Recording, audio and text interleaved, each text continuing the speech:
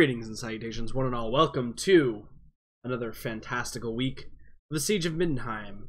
It is episode number 9 today. I'm glad you all could be here. I'm being much better about titling the episodes and also about remembering what week we're on because I check it before I start the stream. Because that's what real broadcasters do, and I'm trying to be one of those, so, you know, gotta work my way up there. But thank you all for being here. It's going to be a great session. It's very cold in my house today, so I have multiple layers of clothing. Possibly you will hear me taking off said layers of clothing later, but that's okay. We'll work through that. In other news, as far as I'm aware, everybody will be here today, which is also great. That obviously makes a big difference because we like it when everybody's here. And we had quite the climactic episode. So I'm curious to see how the party recovers and continues into the what I would say is the final phase of the siege itself. So, without further ado, I wasted enough time talking. Let's go ahead and open it back up to Discord and see how everybody has been this whole week. I remember the first Destiny being like that too, where Bungie hyped it up so much. It was going to be a grand, epic space adventure. It was going to be so amazing. And then I played it, and I got through the main campaign in like 3 hours. And then I was just like, what now? And then it was just, oh, wait for DLC. Tried that. Tried the raids for the first time. Jesus, those were difficult. And at some points, I honestly felt like this is unnecessarily difficult. You know what I mean? No, because that's how raids work if you ever played any other MMO. The campaign is easy peasy, piece of crap, and then the raids are the hardest thing you'll ever live through. If you live through. Are they like the Destiny raids where you have no idea what the fuck is going on? Only for the very first guys who play it. Everyone else watches YouTube videos before they do them. Hello, everyone. Hello, Jordan. Hi. But it's good to see everyone. Be here. I'm on time. Oh, hi. Did you appreciate my significantly British insult earlier, Will? Yes, thank you very much. You're welcome. You're welcome for that. For those that missed it, I called him a fucking apricot. That's a British thing? It is now. That's British do that. Like, have you ever looked at like their insults? Pick a random variety fruit and add an explicit term before and or after that fruit. Yeah. Like half my friends are British. I don't think I've heard that.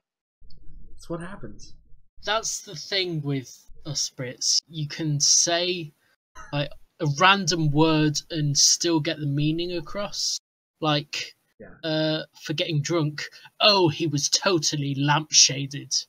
And well, I think that's standard for pretty much anybody in English. Like, we can use context cues and whatever word we want to fill in the gap, especially if it's drunk. Like, that's an excellent excellent one to go for an example. But I do think that any word can mean drunk if you deliver it in the right way. There was a fucking TV show based on it when we were all kids, the Smurfs. Right? Yeah, it's basically the Smurf principle. Correct. But anyway, I'm glad everybody can be here. Dalton will be here. He had told me that he was going to be here, although he may just be in Discord. Because I guess the internet at his new place cannot handle all of the people that now currently live there. Which... amazing. Yeah, which, I mean, that happens. That's the kind of shit that, you know, that happens. So, he should be here momentarily, hopefully, and we can figure that out. So, we'll start from the bottom today. Liam, hello. Welcome. Howdy. How was your week? Bad, but not in the way that makes for an interesting story. I am cheerful about being here. I am really hopeful that we have now made a nemesis of, like, the greatest of all the Archfey. And tragically, oh right, you sent me a message earlier and I forgot to respond, but novel writing has not been going well because crushing depression is a real motivation killer. But yeah, I'm here and I'm glad to be here. I'm sorry to hear that. Hopefully we will cheer you up today with talks of fantasy.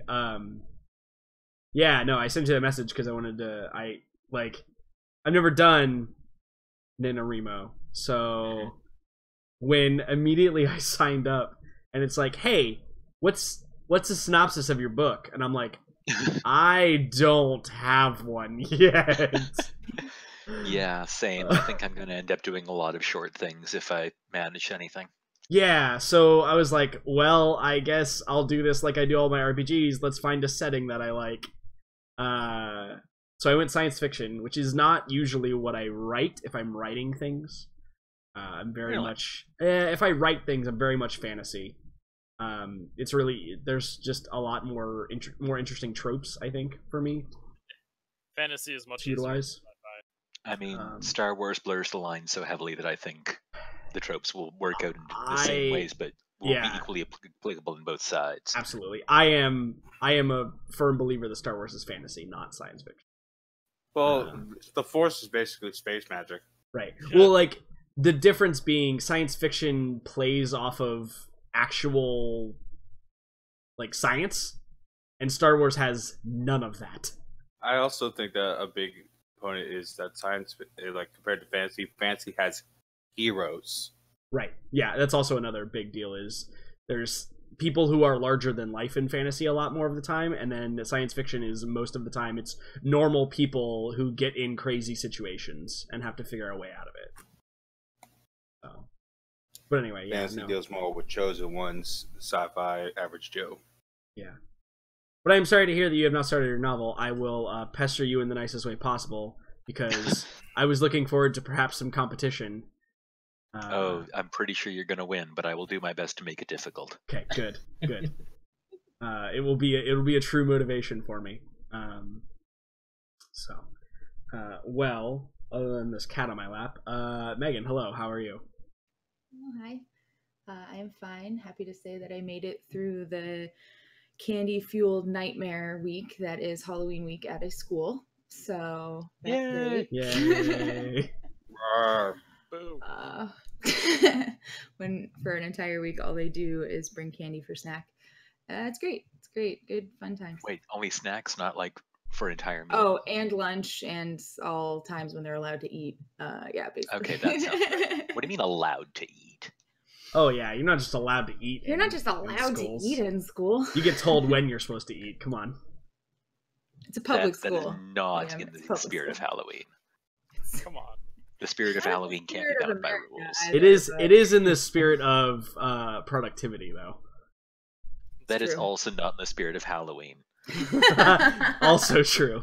Now that is not necessarily true. Did you ever have a fucking plan? You needed to be the most productive.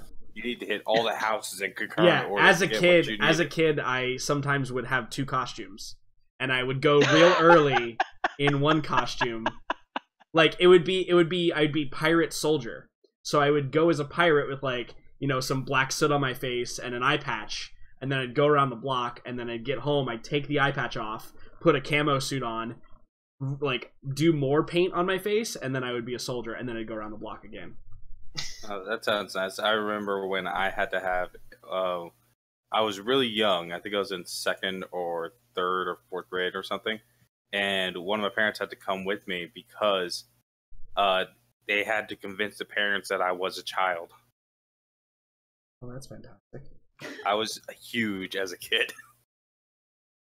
And I definitely did not look like a kid. It's the beard. It was the head. Yeah. I had a huge fucking head. Have. Fine.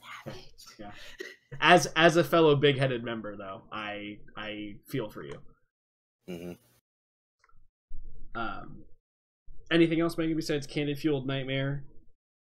I finished Stranger Things. Don't talk about it yet. Okay. No spoilers. No spoilers. Can we just preface this with Jordan? We don't need another half an hour. Don't worry. Stranger Listen. I have not passed judgment because I have not watched it yet. Okay. But you will. There's a but in there. No, I will. Yeah. No, I will watch it, and I will evaluate it based on its own merits. Wait, what are we talking about? Stranger Things. Oh. It's okay. Will's got my back. Yeah. Oh my god. Steve. Anyway. Yeah,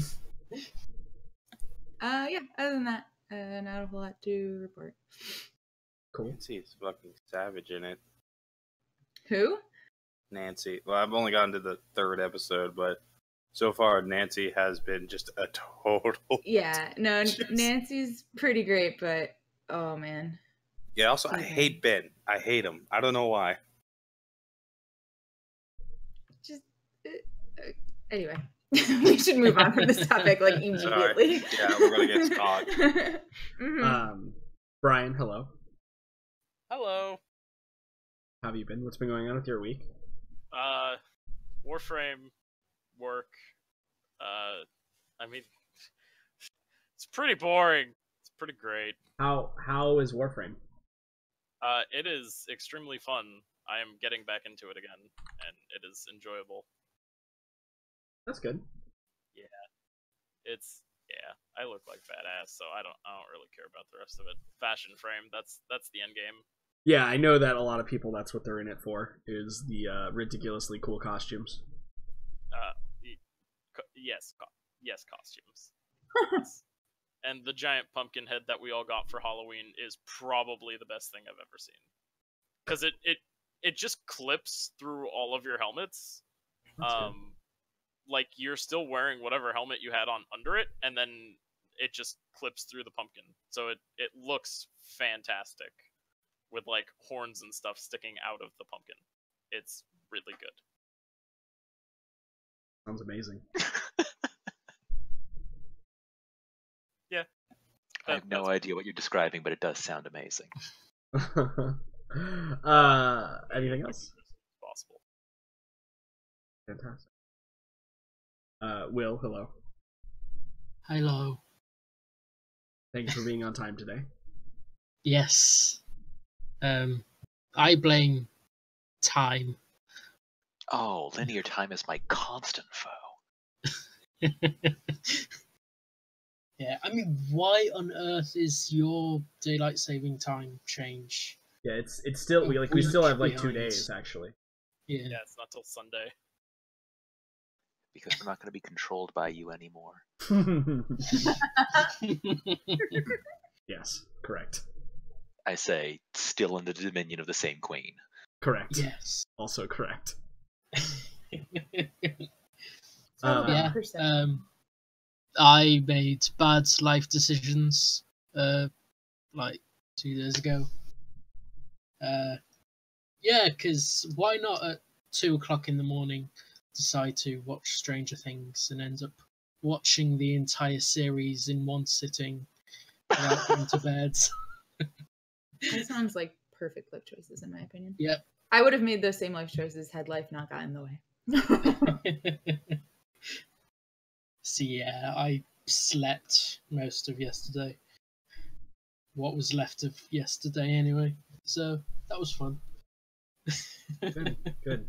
Yeah, for those that missed it, last Sunday during the game, we're like, oh damn, Will's not here. So like an hour goes by, and then like an hour and a half goes by, and here's the scenario from my perspective. Will's character, who, as you all know, I play the characters that aren't present, especially like during combat situations. They're in a very tense combat, fighting through this house with all these soldiers storming in and these weird, crazy AI robots that are killing everything in their path. And the party's fighting their way out, and I take the turn of the soldiers, and they gun down Will's character. Like, he goes to zero, he becomes unconscious. And at that immediate moment, I believe it was Devin that first said, oh look, Will's online. And so I said, really? He goes, yeah. So I looked, and sure enough, Will was getting online. And I was like, oh, well, that's cool. I was like, all right, nobody say anything. Everybody remain perfectly quiet. And I'm going to watch when he comes in, and then I'm going to say something. So, as Will joins the channel, I'm sure aptly confused. Yep. I say, alright, Megan, so Chan is going to grab the unconscious form of Dr. Fisher and drag him into the room? And Will thought I was joking.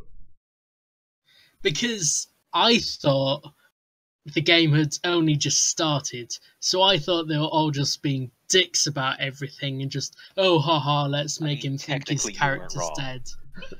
But no, I was actually completely unconscious, and they were completely in the right, and I had no actual reason to be pissed at them like I was, because I thought they were being dicks, but they Will, weren't. he kind of lost So- it, which was hilarious. Yeah, It was the most upset I've ever seen Will. He's like, fuck you! That sounds exactly like his voice. Well done. I know. Yes, It was pretty funny though. It was a good amusing time had by all. Yeah. He didn't die. It was fine. Correct. He did not die. They were able to save him in time. Although, even that was also stretching it. He was bleeding out quite quickly. It was fixed. It was fine. But they did save him before Will before Will had shown up for the last 2.5 hours of a session to not do anything, just die. Yeah. That would have been funny as hell. That's what we were saying. We're like, man, this is really gonna suck if he actually just dies right here. Like he showed up for nothing. So that was amusing. Mm-hmm. For us, not for Will per se, but you know. You think Farron is the butt of all the jokes. Man, He is. you guys should watch God. Olympus, because Dr. Fisher is the joke. Like, not the butt of the jokes. He's just the joke. You mean, See, Poor I Dr. feel a Phil. pattern coming along with all of you guys. Hmm? Yeah. I'll remind you, you made the characters. I'm not the one making jokes about my characters. God damn it, guys. Don't worry, I love you. Will. We love you, Will. I'm not Me ready to too. say it yet, but you know, my feelings are there. it's not a healthy relationship. Correct. It's not all gumdrops and lollipops. Mutual respect. Yeah. Basically just like, we love it when you hate us. What's that? Mutual respect. Don't worry. We'll explain it to you when you're older. Jackson, or we won't. how was your week, sir? Shitty. But in a way that I suppose is entertaining. Oh, right. Oh, not like me. Cool. So Except for yesterday, I realized the futility of man. How Good. we're all going to die eventually, Yes. and that correct. no matter what we do, it won't make a huge impact on the universe. And that even if we're right, that doesn't necessarily mean that things are going to go our way, because everything is truly random. And then the deli owner interrupted my thoughts by saying that I need to leave right then, or he would call the police. That sounds right, yeah. Fair. Mm-hmm. So then on Wednesday, nothing much really happened. On Tuesday, I had a very mean prank. By the way, I was 100% serious. I was told to leave a deli on Thursday, otherwise he would call the police. Yeah, that sounds No, right. no, I mean, I we- don't actually... Yeah, we took you seriously on that. We don't want to know why. Yeah, Okay. no, that seems fair. Yeah. So then on Tuesday, I was the butt of a very mean prank. I think you mean hilarious, but yes, go on. So basically, I get a text like in the middle of the night saying, "Hey, there's a party out near Keystone." I'm like, no. Then it was just constantly like, "Come on, come." I was like, "Fine, whatever, I'll be there." So I get there. It's like 30 minutes away, and I show up, and there's one guy, a creepy ass looking guy, sitting by a fire. And he greets me by my full name, like, "I've been waiting for you, man. Why don't you come here and just sit down, you know? The party is going to start soon. Everybody's going to get here." And I go, "No, I'm going to leave." He goes, "Now, come on, just stay, you know." "No, I'm going to leave." "Why don't you just stay?" "No." And then finally, I was just like, "Shut the fuck up. I'm leaving." As I'm walking away, the guy like comes at me going like, "Get the fuck back here and wait." So I'm out. I just go back to my car. And then I drive to the gas station and I call my friend saying, "Why the fuck did you invite me to this place?" And he goes, "What are you talking about?" And I said, "You sent me a text saying to come here." And he goes, "I didn't send you a text." I check my phone. There are no texts. So I was reasonably freaked out a little bit. And then Matt... You sound haunted. Yeah, no. I'm just angry now. And then I start talking on Discord, and I get sufficiently freaked out enough, it escalates to where I get a hotel room, because I'm like, I don't know how I feel about this. And then I start to get suspicious, and I drill him, and then he finally admits, yeah, it was a prank. And I was just angry as shit. The thing is, I left before the actual prank started. No, yeah, that was a better prank than anything they could have possibly done. Mm-hmm. They had installed a malware on my phone to delete texts. Yeah, seems great. I am angry and currently plotting my revenge. I'm actually with you on this one. You really? Wow, this is fucking new to me. No, you definitely need. This is weird. No, you definitely need to plot your revenge, like for sure. But also, credit where credit is due. They did a great job. Well, Just no, like, what's supposed to happen is that I was supposed to. They said that I was supposed to wait there, and they were going to show up in robes and act like they're going to sacrifice me. No, I think this is better.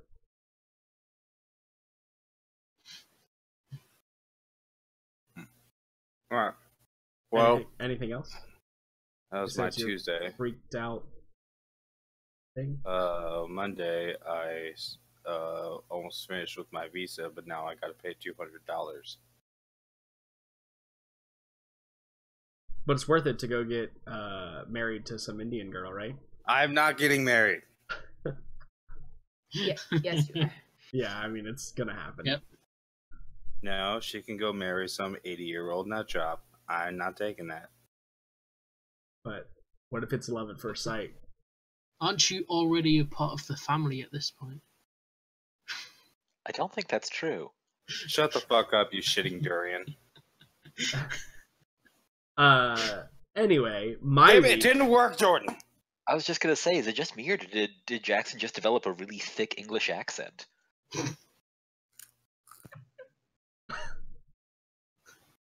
My week. I'm done. My week was pretty good. What did I do this week? Let's see. I got to make fun of Will, which is great, on Sunday. Watched some more Naruto at some points throughout the week. Started NaNoWriMo. I'm a little bit behind right now, but not by much. 30 minutes of hard work could easily get me to where I need to be. So, with vacation rapidly approaching, I'm sure I will not have a problem catching up and exceeding. What is NaNoWriMo? National Novel Writing Month. Yeah, National Novel Writing Month. It's the month of November every year, where you are to, if you want to participate, you start on November 1st, and you go up until November 30th, and you write 50,000 words. Basically, the average length of a novel. Well, novella. Well, yeah, novella, sure. Not quite as long as a It's a good way of starting or finishing a novel. Right, exactly. Okay. I'm sorry, I didn't know. Yeah, so like basically you choose a category and then you come up with an idea and you just write it. You can update your word count. It has a bunch of like tools to help track your word count and a bunch of tools to like help give you ideas and stuff like that. So it's just an exercise in creativity for fun. Although I know there are also like rewards, but I'm like 900% certain that anyone who gets a reward for NaNoWriMo probably wrote the novel the entire year, didn't actually write it within the month. I'm not aware of like meaningful rewards. Yeah, I know there's like something that you can get from it, but I don't have any anticipation of doing that. Nothing I've ever looked into myself. Yeah. I don't really care. It's again not something that I care to. I will link the full novel when it's done though. It's just, I guess, a fun exercise. I have quite a bit of fuel lately to pump into that sort of thing, so yeah. Also, I watched the first episode of The Orville yesterday, and I have to say, as a diehard fan of Star Trek, I am happily excited about The Orville. It is everything I like about Star Trek with better humor. And minus Jean-Luc Picard, I guess. Like, that's the two things that it misses. But yeah, like, down to the music, it is like, it's just campy enough to be Star Trek. Like, it kind of uses that old school, like, you can tell, like, there's a backdrop and then the shuttle is not supposed to be there, right? Like, it gives you all the nostalgia feels of watching an old school Star Trek TV show, but it is modernly written, and is a pretty great story so far. Seth MacFarlane playing himself basically is pretty good, so pretty excited about that. Other than that, I don't think I've been doing much of anything. That has been the extent of kind of what I've been doing. Just it's that only 2 more days of work, although it might only be 1 day because I'm going to a bachelor party on Sunday at Epcot, which should be fun. But I also realize that they scheduled me to work, so I may end up having to call off that day. We'll see. But yeah, and then I'm on vacation for a while, where I have to go back to work. I'm on vacation until Thanksgiving. After that, and then I'll go back to work. Go back to work Thanksgiving, and then we'll see how long that lasts. When are you moving? I don't know. That is undecided at this point. So, okay. Just real quick, guys. I linked that Warframe thing in the Discord, just so you can see the beauty. Okay. Yeah, and I think that's basically it for me. To be fair. To be fair.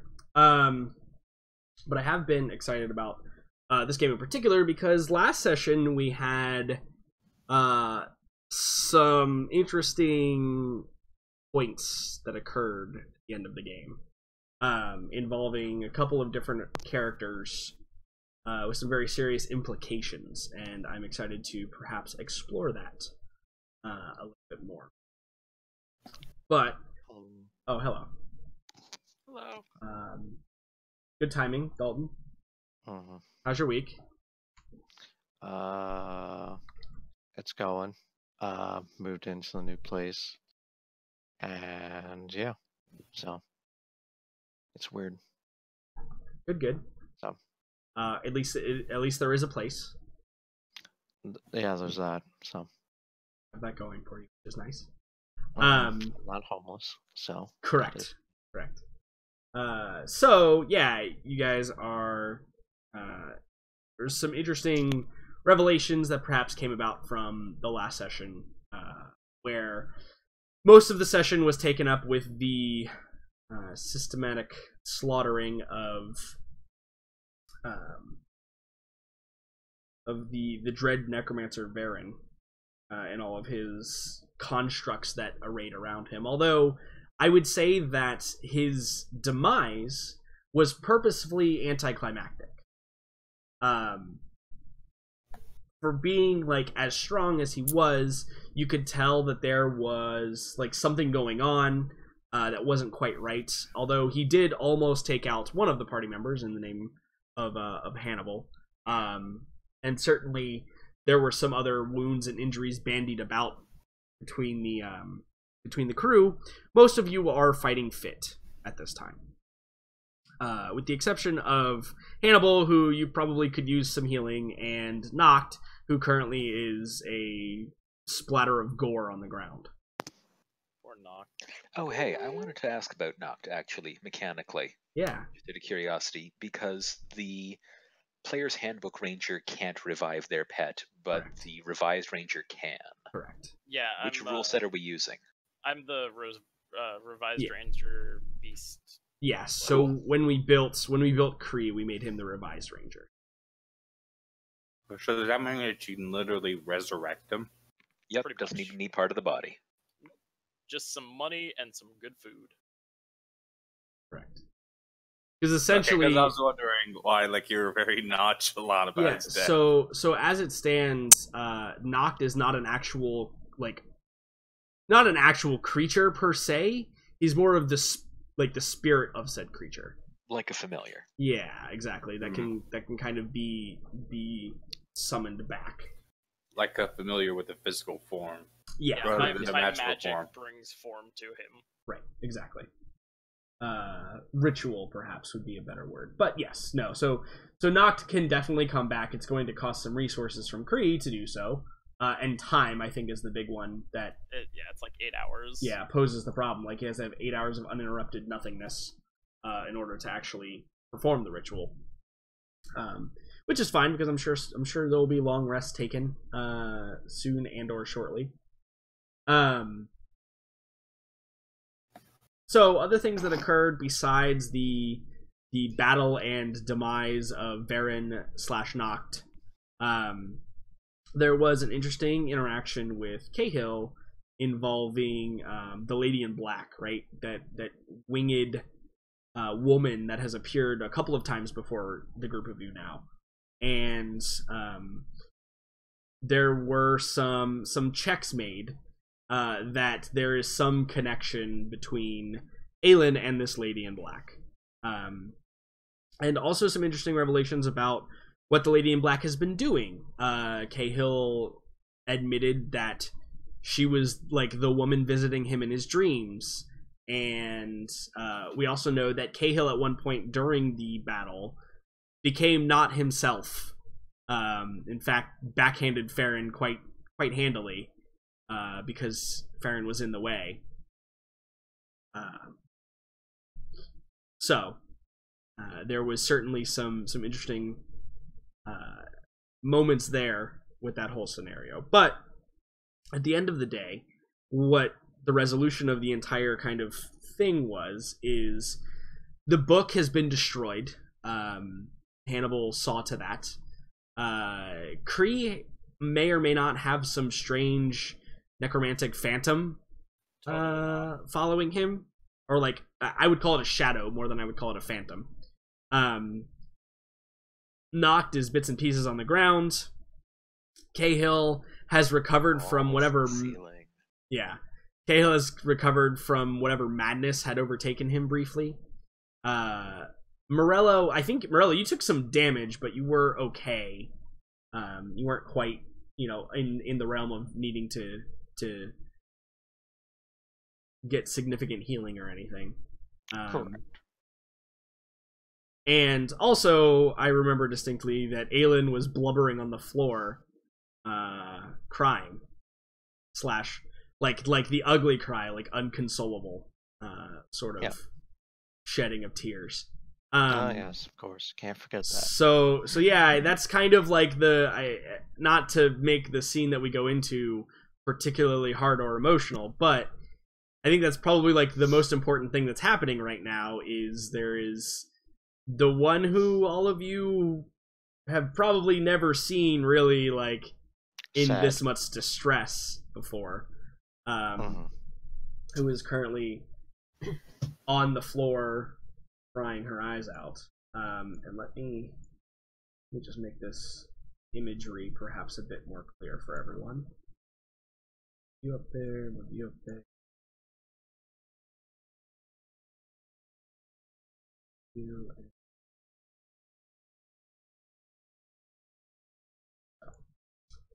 The group of you are in Felix Temple. So, you'll notice I brought us back to this map, and also real quickly before we get into the narrative scenes, there has been a bit of change to this map. You'll notice some more areas are colored in green because the general assault on this part of the city was successful, therefore letting you guys take over a bit more of it, and only a few things remain now, which means that we'll be entering kind of the final phase shortly. I would assume, be it at the end of this session or perhaps the beginning of next. We will be executing a plan to make the final push to throw the daemons and undead out of the city.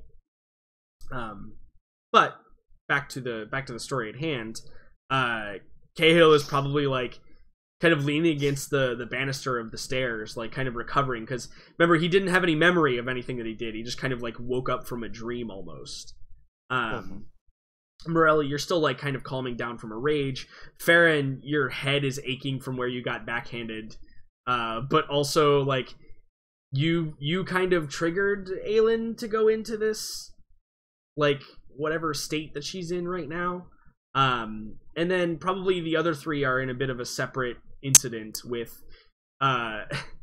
Jericho and Hannibal. You're looking at Kree with this weird necromantic shadow behind him, or Hannibal, at least you can see that. And there's the pile of dust, right? That is the remains of Varen that sit behind Kree. Noct is just viscera scattered and smattered around the room. Don't worry, I'll give it a play-by-play to Jericho about what I'm seeing. Yeah, absolutely. Oh, so you've told me that you can see this specter around Kree? Yeah, this strange being. Note as well, when we ended off last time, Jericho was grabbing Sylvie and dragging her aside to demand that she explain what else she knew about what had happened. Yeah, absolutely.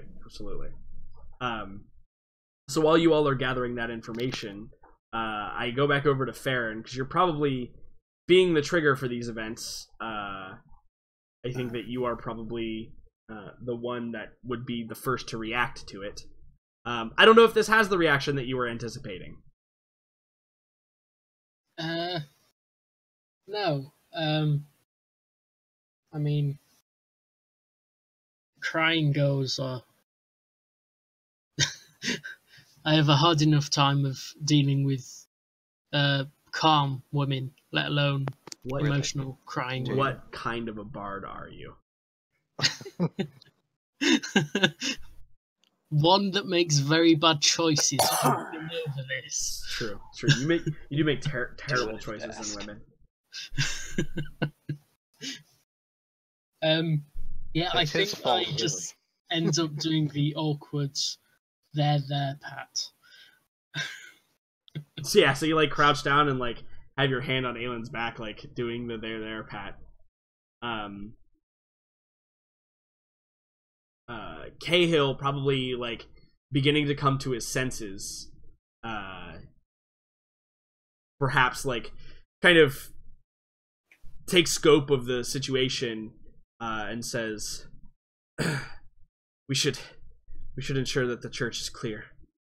Make sure the temple is, well, free of all these undead. There were still more guards, I think, around. To check for them. And probably like looks at you, Farron, like go ahead, like you're not being helpful. I'll stay here. Yes, of course. Sure. Morella, what do you do in that scenario? You like, your breathing is calming now. You're descending from your rage and kind of taking an actual stock of what's going on. You probably didn't like hear any of that interaction between Farron and Aelin. You probably like all you were able to see is just like the smashed bone pile in front of you at this point, and now you're finally starting to like get out of that tunnel vision and see the greater picture. Yeah. I just want to ask real quick. Did I see the interaction that happened with Cahill and Farron earlier? I would say no, absolutely not. You were already in a rage and attacking the big bone thing. Yeah, that's what I saw. Yeah, I think that was like Aelin, Farron, Cahill are the only ones that were like privy to that. Yeah. And I guess a look of, one would say probably exhaustion, due to being physically tired, for that fight was a bit consuming for her,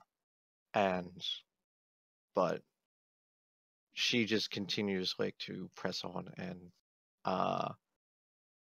gathers others for her to search the rest of the temple. Okay, yeah, absolutely. So Aelin, in your mind, you have an idea of what may have happened here. Like you have thoughts. You don't know for sure. Nothing's ever been confirmed, right? But I guess I would ask that what's the next step in your emotional train wreck of a life? When you put it that way. No, I think that it would take Aelin quite some time to come out of whatever state she has now found herself in. And I actually think that if anybody had asked her about it, she might use that opportunity to come clean with what she thinks is going on and admit it for the first time. Yeah. To try to get some help. So yeah, perhaps like Cahill is like sending Farron away, but it's probably before like Farron really like goes off anywhere, right? Like you're like still trying to collect your own thoughts. You still like you're probably retrieving Bernadette, right? Who was like settled behind everything. Morella is, marching up the stairs to where the rest of the people are. So Farron, maybe you like overhear the conversation. And Cahill probably like bends down and in like soft, sweet tones, right? Like kind of the cooing noise to hopefully drag Aelin out of whatever depth she's found herself in. Cahill says, Dove, what is wrong? We are safe. No one is injured, at least too terribly. I think so. Hearing that, she finally removes her hands from her face, probably tears still streaming down it. Yeah. Aelin doesn't wear makeup, but if she did, it would be covering her face, right? Angels don't need makeup. Aelin doesn't need makeup. It's fine. But I think she kind of looks as if she's in a type of dream state, kind of, where she's so lost in her head, but she's clearly still speaking to him, trying to explain what's going on. And so I think she kind of starts off almost as if she's like telling a story, kind of like from her childhood. And I think she would say something like, and she kind of smiles a little bit and she says, when we were kids, they couldn't tell us apart. We were practically identical in every way, but and she kind of like wipes tears from her face, right? And she says, but I was more reserved. Elsa, she was always the one who people flocked to. She kind of collected them, though, like a child collects toys. She was cruel at times, and she frightened me. And she's not looking at Cahill at all. She's clearly looking past him in some odd trance. Sure. And I think she says, I loved my sister and knew that if I could just talk to her, I could show her that's not a good way. But that day at the river, she wouldn't listen. The boy had nearly killed himself to gain her attention, and she just laughed. She jumped on the stones. That's when I heard her scream. I've told you that story, right? She kind of like looks at him and then looks away. She says, we never found her body, and I always wondered that maybe she was saved that day too, just like me, by my lady. But that thought, it kept me going in those dark nights. But there's always this fear, and Aelin's face just drops. It's a possibility that until now I could never admit to myself as being real, but my worst nightmare, I think, has come true. I don't think my sister was saved that day. In fact, I think she was corrupted. And I think I know by who. She kind of like looks over in the direction of where the lady was, and she just starts sobbing again. Sure, yeah, and Cahill's like probably like crouched down and has you in an embrace now, and it kind of like I think that Farron, like you've been listening in on this, right? Because you're that's what you do. You're an information gatherer. And I think Cahill kind of looks at you, and for the first time ever, in your experience, Farron, Cahill looks at a loss. Like, he's always the first one to say things and to do things and to always has something to say or always has a good idea, or he's a very quick-witted individual, and also very charismatic. He can always sway people in the direction. But I think that, like, for the first time, you see that he doesn't know what to do, and he doesn't look to you for like guidance or help. He almost looks to you to see if you're comprehending this any better than he is. Yeah, I think I gave a very similar puzzled look. And I think I just say, why don't we just regroup and take a look on how to progress in situations going forward? Yeah, I think he nods kind of solemnly, and he probably like helps you to your feet, Aelin, and like begins to do that thing where like he's supporting your weight, but like not really. Like he's probably got like your hand in his hand, but his arm is probably like underneath your, around your rib cage and kind of like holding you up. And he begins kind of walking you out the main doors. And I think that he's got his greatsword, right, which he can't really use in one hand, but he's like kind of got it in his hand defensively because there's still like a battle raging outside, right? Like that's still a thing that's currently ongoing. But Cahill believes at least that the best idea is probably to get Aelin away from here for right now, and as far away from here as perhaps possible, so that we can figure out what to do next, as Farron suggests. So as that occurs, I think we see Farron, like, maybe you catch up with the rest of the group, Morella sitting at the top of the stairs with Hannibal and Jericho, and you and Bernadette catch up, and we see you all, like all four of you, kind of gazing down now at Kree, who's on the lower like in the lower levels. And so as we jump back into, as you're describing, Jericho, you've dragged Silny over at this point, right? And you're kind of like asking her, what do you ask her, I guess, is the real question.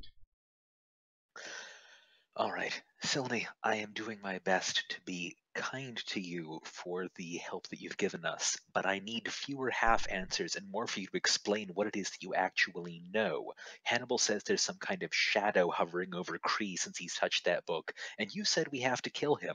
How about you tell me why for once? What is that book?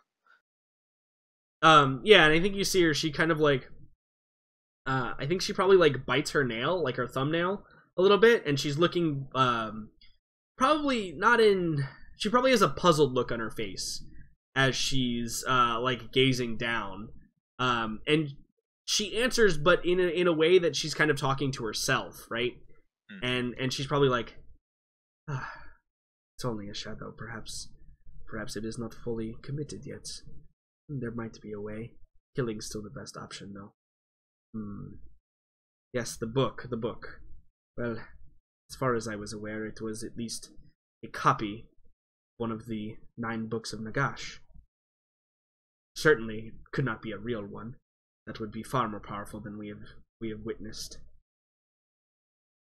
Oh, that's heartening. You know what the 9 books are, correct? I mean, I was just about to ask you, would he? Can we roll for that? Yeah, sure. If you want to roll Arcana, in this scenario. Are you giving me a play-by-play on this, or? I mean, did you follow as I dragged Silny over, or are you still taking stock of whatever's going on in Revelation Country with Aelin? I want to ask you a serious question. Do you think I would give a shit about what's happening to Aelin? Good point. You make an excellent point, sir. Yes. Well then, I've got 4 to Arcana. Do you want my assistance? I'll help you. You have 4? Yeah. Okay, you have 1 more than me, so I'll help you. Amazing. How are we the magic nerds of the party? I'm more of a history nerd. Where is Milo when you need him? Or I should say Hedwig, actually. Let's be fair. Absolutely man. savage. Would history have gotten a different result? I don't think so. This is almost purely an Arcana thing. History. So history would tell you. Okay, here's the difference with history. If you wanted to roll history, Jackson, or I should say Hannibal, you totally can. But it won't tell you what the books are. It'll tell you who Nagash is, perhaps, on a high enough roll. Although everybody knows who he is. Like, he's a very common figure in history. Yeah, he was the dude that made necromancy. Correct. Yeah, he is the inventor of necromancy. So that part is common knowledge. Now, if you wanted details, like perhaps you've read a book or two, that might detail things about Nagash, that would be a history check. A 19 Arcana is pretty good, though. So I think that, Jericho, you know kind of the as true to life story as there is, without having actually been there, right? Because it's one of those things that it happened 5,000 years ago, so unless you were actually there, you don't really know, right. But you've probably done some research. I've got a decent history on it. Right, exactly. So the 9 books of Nagash are essentially, it is told that his intellect was too vast to be contained in a single grimoire. And so he divided his intellect into 9 separate books that he then gave to his most trusted lieutenants under a very powerful sealing magic. During his first fall, the 9 books were lost to history, right? They were gone, they were scattered to the 5 winds. However, during his second rise, right, he was able to acquire 4 of the 9 books. He was able to reacquire and gain a significant portion of his power left, or his power back, I should say. However, during the period of time, his downtime, there was a couple of the books that were unlocked, quote unquote. And those were kind of the birth of the new state of necromancers, because before, Nagash was the only necromancer that lived. Back in the good old days, no one else knew anything about necromantic magic. It didn't exist. No one else had worked with it or discovered it or anything like that. Nagash created the magic himself and kept all the knowledge for himself. But the only reason why necromancy now exists in the world is because the books were hacked, essentially, right? Like the seals were unlocked due to the loss of power from Nagash. So that's how necromancy was kind of born into the world. Now, those unlocked books, there is said that there were copies made of those books to divide the tomes, because when it first came out, it was sought after as a great revelation, a great new leaf to turn over in magic. But obviously, once people started realizing exactly what it was, they wanted to squash down on it pretty hard, right? Because it goes kind of against every other religious power, right, with the exception of very few in the hierarchy. So the fact that this might even be a copy of one of those is heresy beyond heresy. In fact, you, having made the roll, would know that if anybody knew Kree even touched that thing, they would probably have his head. Definitely. Yeah, a lot. That seems to be going around. Yeah, and so I think that that's probably the end result from if this is even related in any way to one of the 9 books of Nagash, and Kree has now interacted with it in some way that is beyond immolating it, right? Anyone in the Empire, anyone in any religious sect, especially like the priests of Mor, would have Kree's head regardless of any argument. Like, there wouldn't be a trial. They would hunt him. Gotcha. And so, like, you have that snippet of information, and obviously Silny does too, right? Like, that's why she's like, we have to kill him, because now he's, it's going to be too bad. even though she herself is a necromancer, right? So there's like a weird... Yeah, that's sort of, I think, the part that Jericho is fixated on right now. Like, Sylne's moral compass is permanently spinning, and even she is looking at this situation saying, well, guess he's gonna have to go. Right. Yeah, and like it might be self-preservation, right? Like that might be what it is that's stirring in Sylne's mind. Or it might be the fact that no, he'll just kill everybody and like, you know, this is actually going to be bad and we should stop it. So so yeah, you have that little snippet there that you can choose to share with whom you will. But also the fact that Hannibal says there's some weird necromantic shadow that is now following Kree might lend some credence to that. She's clearly not just wildly theorizing. There is something horrifying. Yeah, correct. Okay, great. Have I been told any of this? Yeah, he will relay that as he goes. Like, all right, Books of Nagash. So, hacked off copy of one of the original tomes of necromancy. That's fantastic. Hannibal, what does this shadow look like? Can you piece it to a person? Knowing that. So I think I did describe it previously as having a humanoid figure. It was a humanoid. I believe I even said it looked like a male human with long silver hair falling past their shoulders. Now that I think that was the description that I gave you. Now that there's new information, can I make the roll again to try to piece together who it might be? I mean, I think that this is more inferring as a character and player who you think the shadow might be. You know what I mean? Like, you don't really know what anyone... It was 5,000 years ago. We don't know what Nagash looked like, but I think our best case scenario is that it's the spirit of one of his followers or successors. And the worst case is that this is actually Nagash trying to reincarnate himself. However, that would be strange then. Because why would he be attached to a forgery of his book and not an original one? We don't know that it's a forgery. We're hoping. Okay. Can I go over... I want to examine the remains of the necromancer. Sure. Yeah, you want to go over and... there's like a big pile of... It's less like dust and more like ash that is coated on the ground. And like the like breeze of just like people walking by, it kind of gets stirred up and dissipates a little bit. So it's kind of like slowly shrinking in the just slight breeze blowing through the temple. Are there any items in it? Like anything that might have survived his transition? No, it seems like whatever he was carrying or holding at the time is completely part of whatever this ash pile is now. Okay. Alright. So I turn to Jericho and say, well, there's not really much we can do at the moment. Do about what?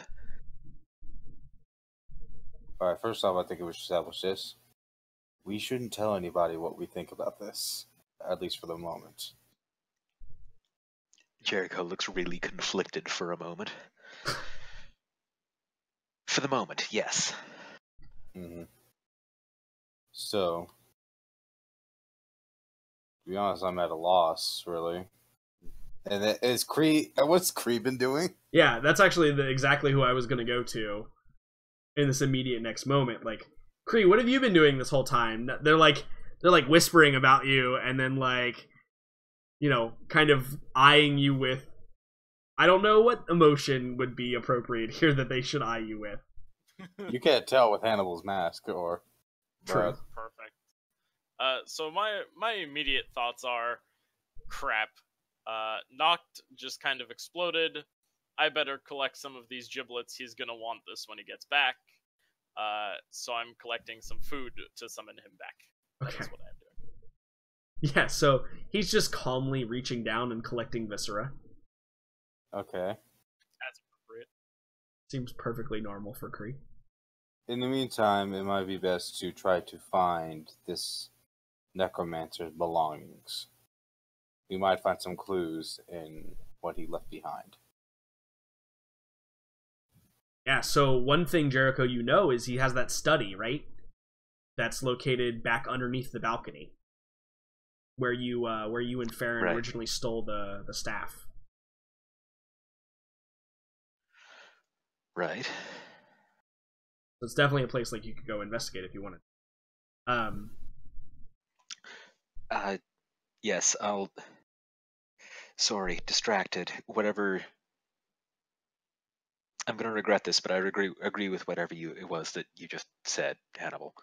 That To we go- should investigate his belongings. To go find the Yes, belongings. fantastic plan. Where's Aelin? Yeah, so Aelin has kind of been like escorted out, and you're being consoled, but also like I don't know. You mentioned that there's not a whole lot that's going to snap you out of it here, Aelin. And I think that in the moment there probably isn't a whole lot, except for the fact that you're kind of walking through a battlefield, and like there are screams of people dying left and right. I was just gonna say the only thing that would I got some good news about what Jericho wants you to do. is I'm sure is people in need. So I guess hearing those or even seeing Hannibal nearly dead would probably snap her out of it, at least temporarily. Yeah, absolutely. Mm-hmm. So I think there's probably the moment Cahill like gets you outside, right? And he's like trying to walk you through the battlefield, but then realizes very quickly that like we should not be out here. Like we're way too exposed. We're out in the open. And the army's still fighting to us. And I think there's probably a moment where like Aelin, like something grabs onto your robes, right? And you realize it's like the top half of a skeleton that's like trying to claw its way up you, and like Cahill has to come over and like curb stomp it into the ground. And then he kind of like looks around and he says, perhaps we should go back inside. Maybe it is better in there than out here. And perhaps right at that moment, like, again, this is Cahill showing the fact that he doesn't really know what to do in this scenario, which is very odd for him, obviously. And so, like, he comes running back in the doors, and it's probably, like, the moment that Hannibal and Jericho, you all are approaching the entryway to find Aelin, who perhaps is a bit more cognizant at this point. Your lordship, your ladyship, we're in need of the priestess's abilities, if you can afford her for a moment, very quickly. Yeah, Aelin just kind of shakes her head and straightens up and just says, "Yes, of course. What is it?" Well, Hannibal is obviously the worse for wear after that battle, but there's some others that I'd like you to see if you could come this way very quickly. I don't know how much time they have. Let's do the other stuff first. I'm fine. No, You're sure all the right parts are on the inside and outside? Yeah. I have all my fingers. I got all my limbs. Let's focus on what's important. Remember, air goes in and out, blood goes around and around. Differences are bad. Do you know how many bodies I've dissected? I know how they work. I'm just saying. Living Between the and two dead. of us, I'm the doctor. I'm the scientist. I have a doctorate in literature.